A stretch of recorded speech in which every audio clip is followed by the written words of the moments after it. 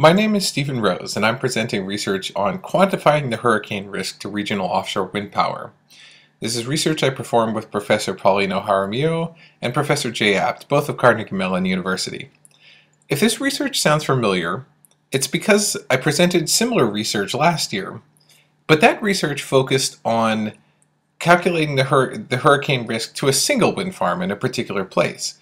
This research builds on that, but looks at the correlated risk to multiple wind farms in the same region. The U.S. has good offshore wind resources along the Atlantic Ocean and the Gulf of Mexico.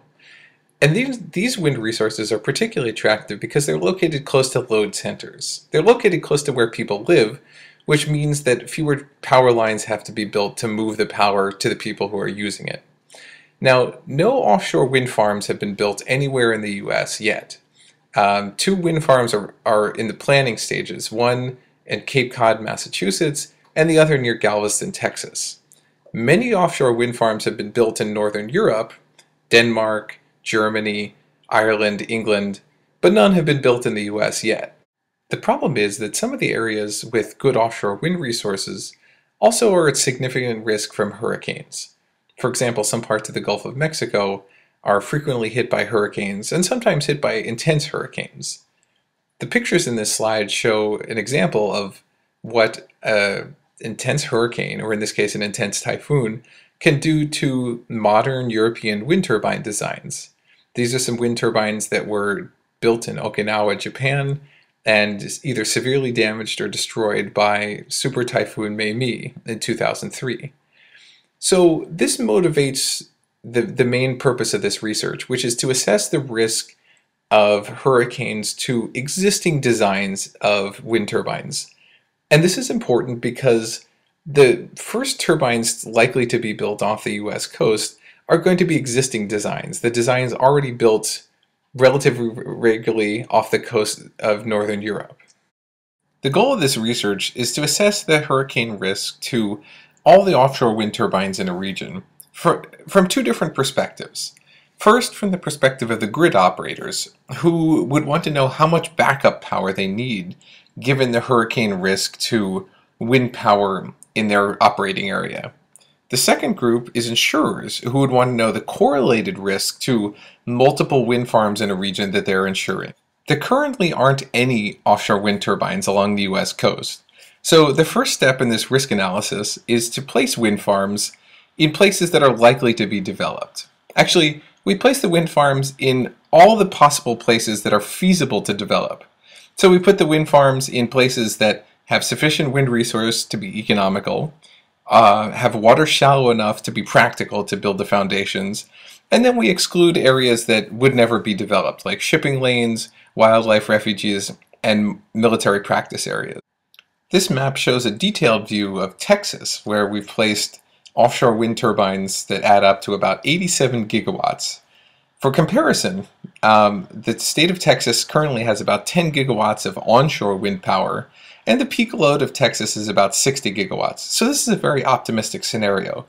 However, if we assume that wind farms get built off the coast of Texas relatively evenly distributed along the coast, then our results can be scaled down linearly to whatever capacity is actually installed in Texas. The next step in this risk assessment is to subject these hypothetical wind turbines to hurricanes. Now, the historical hurricane record only contains about 200 hurricanes that made landfall in the US since 1900, when good records started to be kept. So instead, we substitute simulated hurricanes. The hurricanes we use are simulated with a method developed by Kerry Emanuel at MIT. This method simulates hurricanes so that the set of simulated hurricanes has statistical properties, such as return period, similar to the historical record. These simulations are based on the climatological conditions from 1979 to 2011, so they may not capture very long-term variations in hurricane activity, and they also don't model climate change, but we expect that they're a pretty accurate model of typical hurricane activity.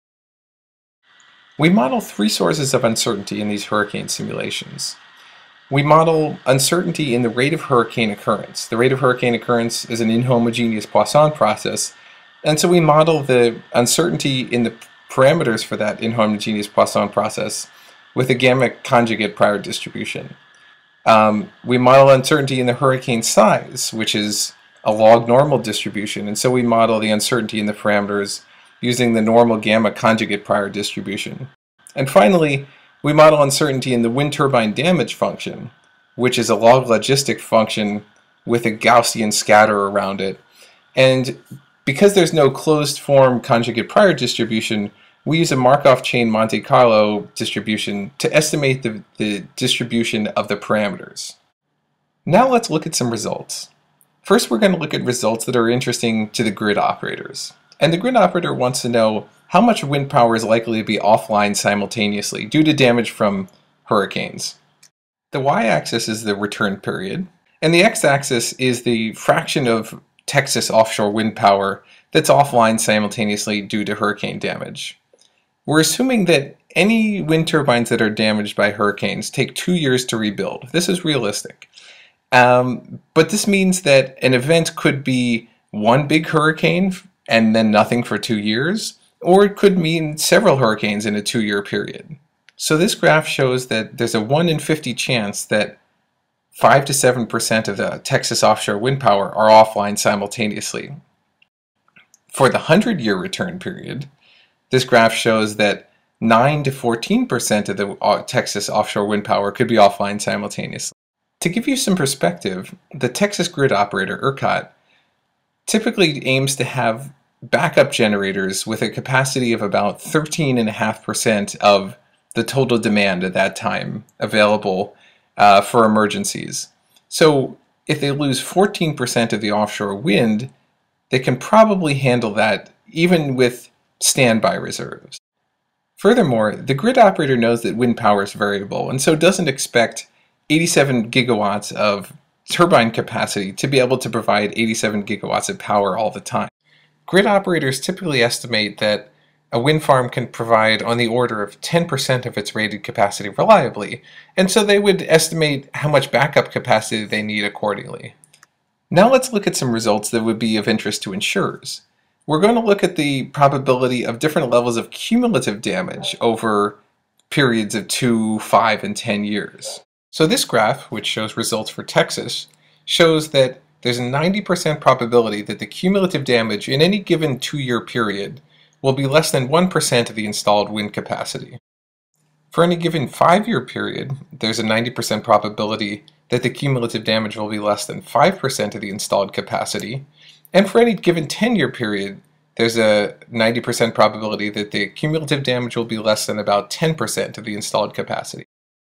These results don't sound particularly alarming, but at the current best estimates for the cost of offshore wind power, which is about $4,000 a kilowatt or $4 billion a gigawatt, even small fractions of the total capacity damaged could be a lot of money.